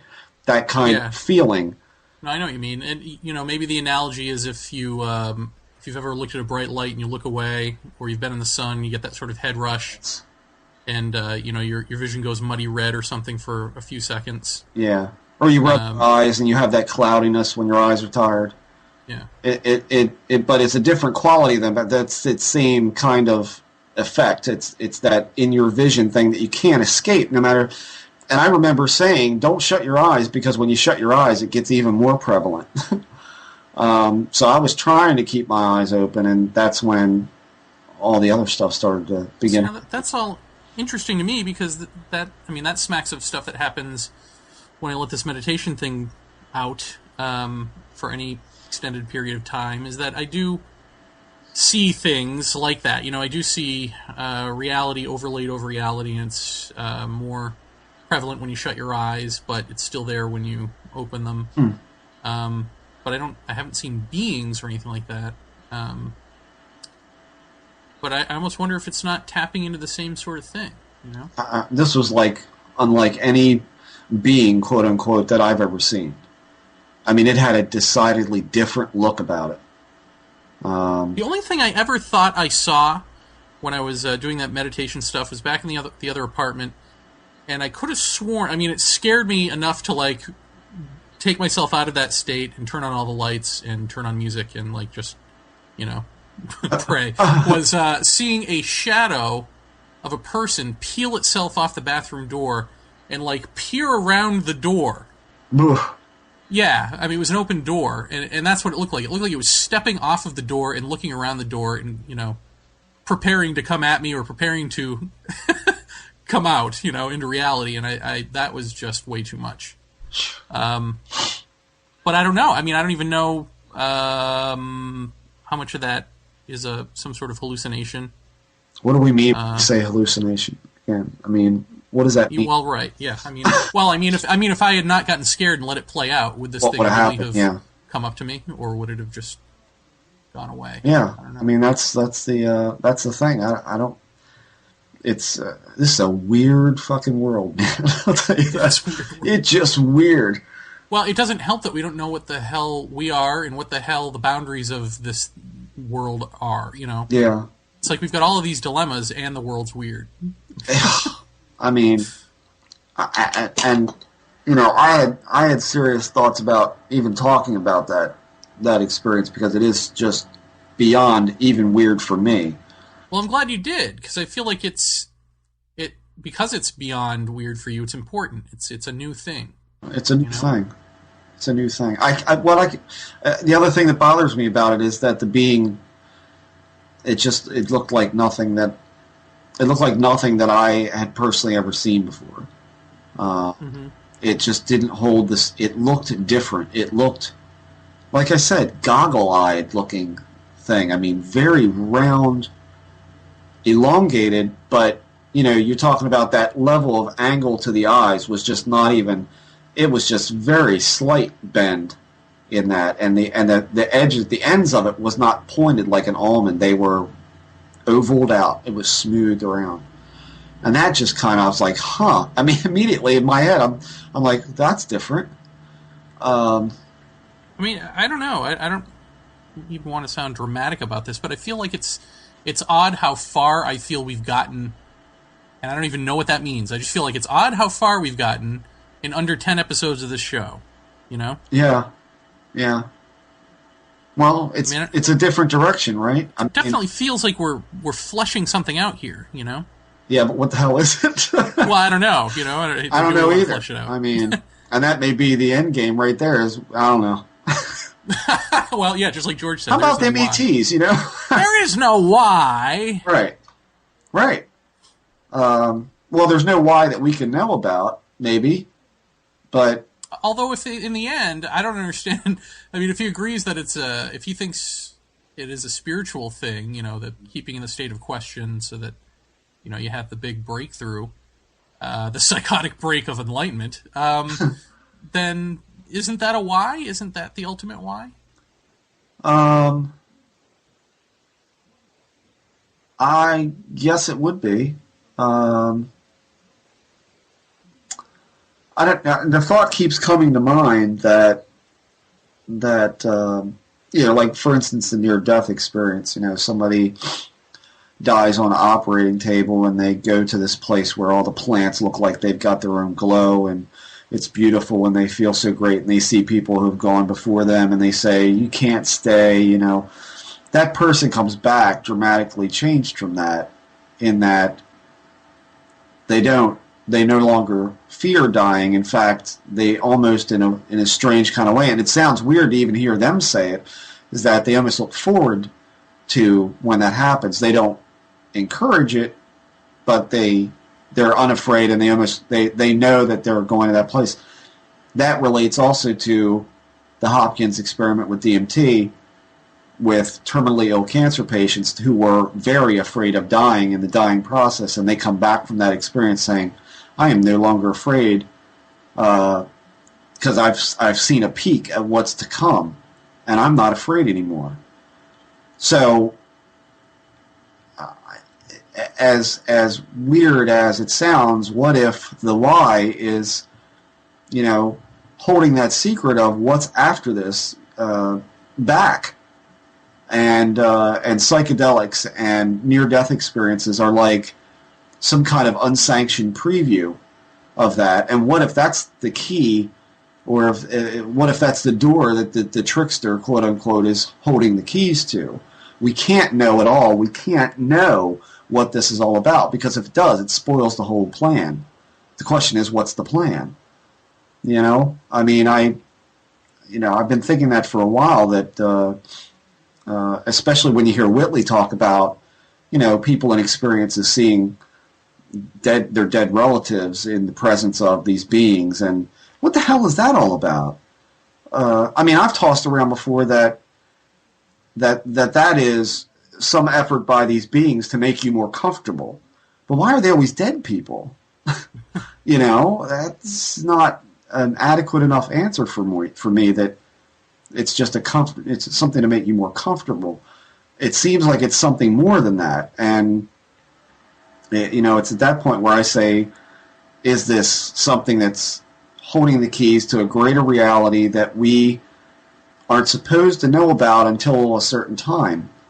And everybody in due time is going to find out. I mean, so I don't know. I mean, it comes to that deeper meaning of existence is, you know, what is this all about, and why are we seeing these things? And if we're seeing these things now, while we're young bucks, you know, what is it going to be when we're 70, 80? You know, I told you before, I'm shooting for 115, but you know, but what? Good luck. Yeah, I mean, what is You know what's sad? I have my friend Umber. We were having a deep chat the other night, and she was asking me, so what are your goals in life? What do you want now in life? You know, that sort of question. By the way, folks, Umber's cute. That's right. And you know what the very first answer that came to mind is? Nothing, I'm just waiting to die. I I mean, seriously, it was like that lame answer of, like, I feel like I've seen too much. Like, there's no point in me being here like this anymore, having had that giant experience. So I don't know, ultimately, you know? So like, when you talk about wanting to be 115, or, you know, what is it going to be like when we're 70 or whatever, I don't know. I think maybe I peaked. Maybe you'll get to see some cool stuff, and I got shit because I peaked. No.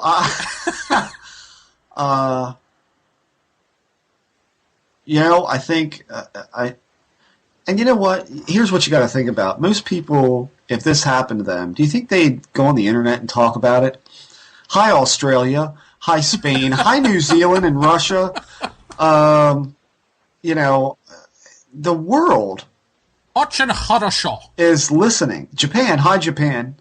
I mean, there are people listening to us everywhere, and that to me is ridiculous. I mean, to a lot of people, that's ridiculous. Well, yeah. I mean, that to me is just. I think we're doing something. I mean, because I feel completely comfortable saying this to anybody who would ask me, and I don't mind broadcasting this across the net if it tweaks with somebody, and somebody gets something out of it. Maybe you could help me out and, you know, return the favor. I think that we are looking at a greater nature of reality that maybe a lot of people are uncomfortable about, but maybe this is the way everything is supposed to go. And, I mean, we're not the only ones on this scene by a long shot, but we're one little spring in that wheel that's doing something. I don't know what, but could that be the reason for, you know, us meeting? I mean, well, that seems to go well with, you know, what Nancy Burns has been saying lately, which is that she thinks guys like you and me are here to articulate this because we can, and that's why it's happening to us. You can. No, I think you just, for a half hour, just quite clearly described the most indescribable experience anyone could have. Well, they're not mean shit to anyone. It's another matter. Well, no, I think it was quite eloquent. I think you don't give yourself enough credit. Well, I mean, maybe you sound like a surfer. I mean, don't get me wrong. Yeah, fuck you. It comes out like an idiot, but we all know what you're saying. Thanks, Jeremy. Thanks. Don't make me edit that, by the way. You fuck. It's jokes. But that's you know, I think that you have a lot more coming. I think you've got a lot. I think you're gonna stumble onto something more in all this, and you've already said before that you're like at this plateau and are trying to verbalize the plateau, and once you get done verbalizing that, then you say, you know, you're ready for what's next. Well, what's next, I don't think, is death. You know? Yeah. I mean, obviously, you've got other things to do. I mean, this is all getting getting way too deep for me. Well, no, I didn't mean for anyone to call a freaking suicide hotline for me. I was just saying I you know, fear I'm going to be bored for the next 70 years while, you know, you're making all your discoveries and stuff. So 115 to me doesn't sound too appetizing. Well, I think you've got more to make. I think there's a lot more to see, and I think there's a lot more to... I think there's a lot more experience for you to come with all of that. Well, yeah, probably. I mean, you know, probably a sign of immaturity that I'm even having this discussion, because, you know, every idiot who thinks that they're, you know, feel old or whatever, you know, is always somebody who has not lived.